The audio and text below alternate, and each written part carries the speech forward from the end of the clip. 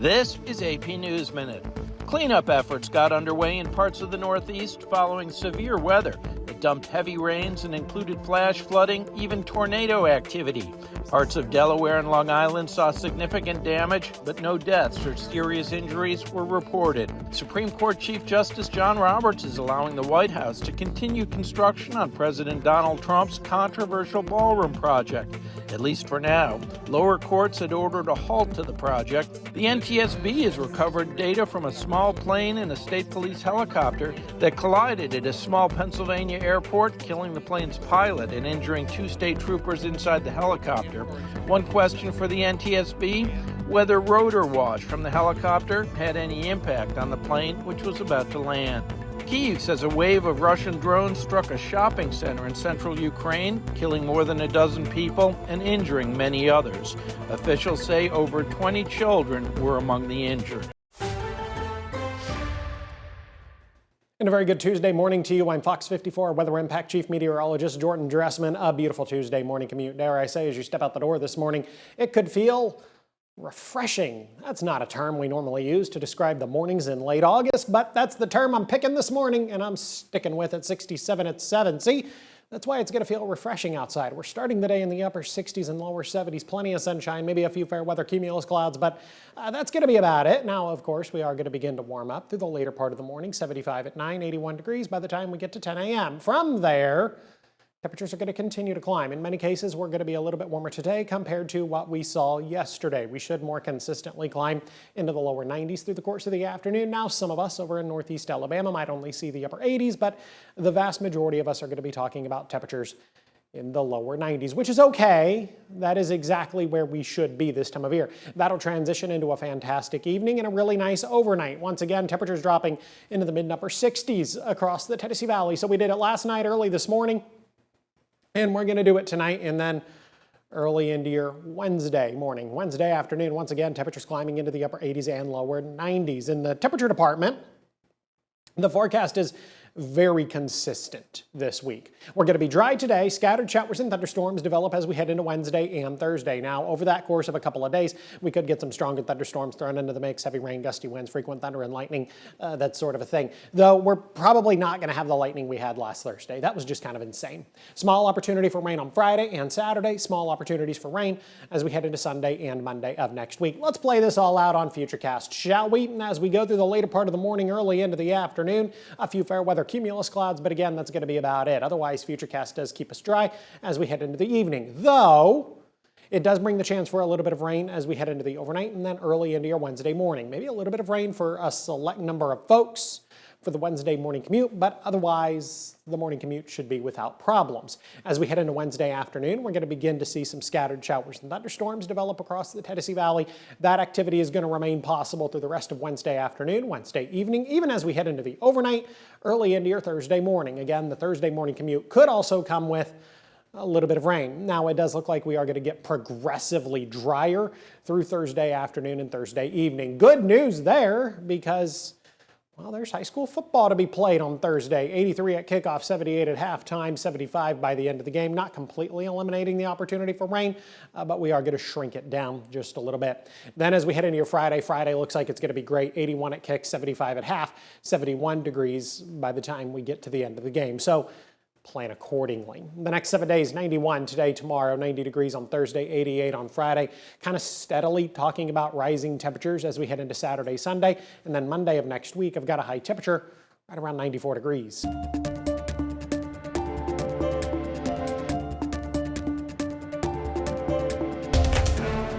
A Coleman businessman, World War II Marine, and community leader who lived to be 106 is now being remembered by his family and the community he served. Fox 54's Valentina Chalala spoke with his family about the life and lessons he left behind. Roy Drinkard, born in 1920 in Falkville, lived way more than one life. After finishing high school in Coleman, he decided to join the Marine Corps and served during World War II. His values were deep: faith, family, and freedom. He loved this country, and he was a product of the great opportunities in America. And so he demonstrated on a daily basis his love for the country, but also that freedom is not free. After serving in the Marine Corps, Drinkard got into the car dealership business, going on to develop properties and help bring new industry to North Alabama. To hear him talk about the transitions of life from going through the Depression to the war to telephones, cars, email. He got a Facebook account 3 or 4 years ago. Just the things that he has seen in life and being able to transition into is just amazing. His family says he could also have a little fun, including joining his grandkids in some mischief, like covering someone's house in toilet paper. We would just have so much fun and different adventures. One time we scared his daughter, my grandmother, half to death because we kind of disappeared one morning and found us at Waffle House. But they say his secret to a long life was pretty simple. Growing up, he always told me bananas. And so I always eat bananas now because of that. However, obviously, when in the later years, he would talk about working, you know. If you work every day, then he said you're always going to keep on going because you have no time to rest. He would tell you eating jalapeno peppers and hard work. And that hard work came in handy. His family says Drinkard was a sharp negotiator, even once turning a tough deal with Walmart around with a little help from some very hot peppers. They totally lost focus, started concentrating on him eating a pepper, trying to give him water, and he's like, no, I'm fine, and just kept eating his peppers, and the whole negotiating changed. By the end of his life, Drinkard was more than a Marine and a businessman. He was a father, grandfather, great-grandfather, and a friend, leaving his family with lessons in hard work, patience, and how to live a full life. In Coleman, I'm Valentina Chalala, Fox 54 News. A very full life indeed. The family is finalizing funeral plans now, and they say the ceremony will be open to the public. We'll share those details as soon as they're available. Jury selection is underway this week in Brian Martin's capital murder trial. The man accused of killing Sheffield Police Sergeant Nick Reisner back in 2021. A judge has ruled the jury pool in that case could include up to 400 people. That's a lot of people for one jury, and it raises a question. Why do judges use large jury pools? Is a pool this large normal for a case like this? We verify. Sheffield community has suffered such a great loss with this. Nick was such a standout in the Sheffield community. He was the epitome of what community policing is. Those words underscore the loss felt in Sheffield after Police Sergeant Nick Reisner was killed in the line of duty back in 2021. Now, nearly 5 years later, the man accused in Reisner's death is finally going to trial. Brian Martin is facing 3 counts of capital murder, along with multiple counts of attempted murder and weapons charges. As jury selection gets underway, a judge has ruled the jury pool in this case could include up to 400 people. That number has surprised many in the community who say they've never heard of a jury pool that large. So why do judges use large jury pools? Let's verify. Our sources are the Alabama Rules of Civil and Criminal Procedure and the Alabama Code. Here's what we found. In a typical trial, the court doesn't need hundreds of people to get a final jury. Under Rule 47 of the Alabama Rules of Civil Procedure, most trials only need a minimum of 24 qualified jurors on hand before attorneys even start striking names. From there, both sides trim that pool down to the 12 jurors required under Alabama's Constitution. But Martin's case isn't a typical trial. It's a capital murder case, and prosecutors are seeking the death penalty. A juror who says they could never vote for a death sentence or would automatically vote for one can be removed for cause. That process is known as, quote, death qualification, and it can eliminate a significant portion of potential jurors.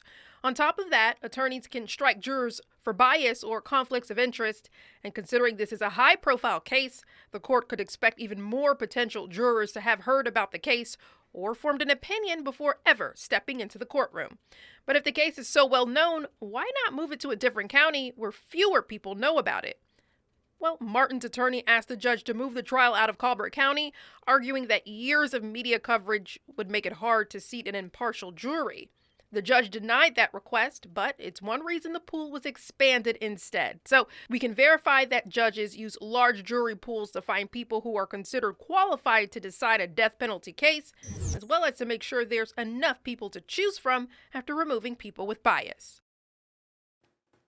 If you have something you want us to verify, text us at 256-382-2692.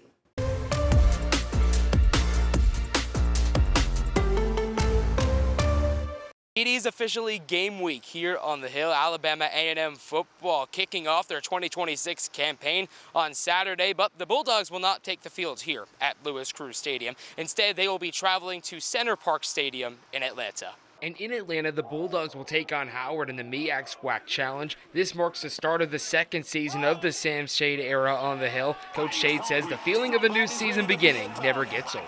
It's never gotten old.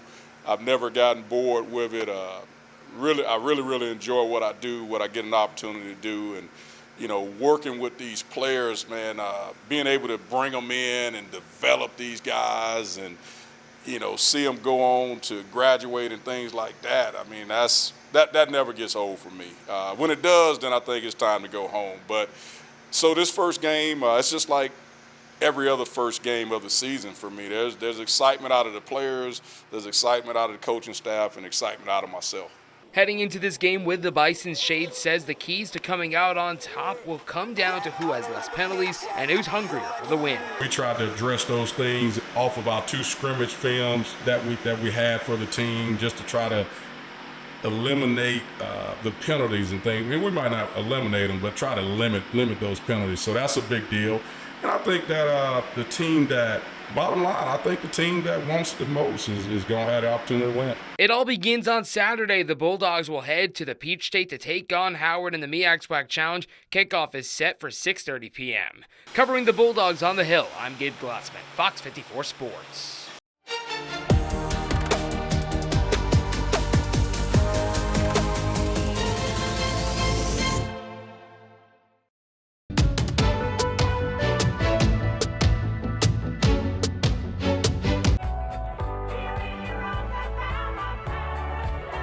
John Travolta's white disco suit from Saturday Night Fever is on the auction block. It's estimated to bring $200,000 to $400,000 in Prop Store's summer entertainment memorabilia live auction.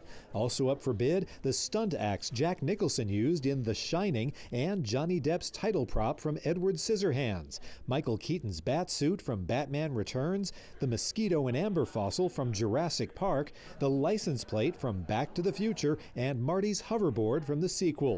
More than 1,700 lots are up for auction Wednesday through Saturday at PropStoreAuction.com.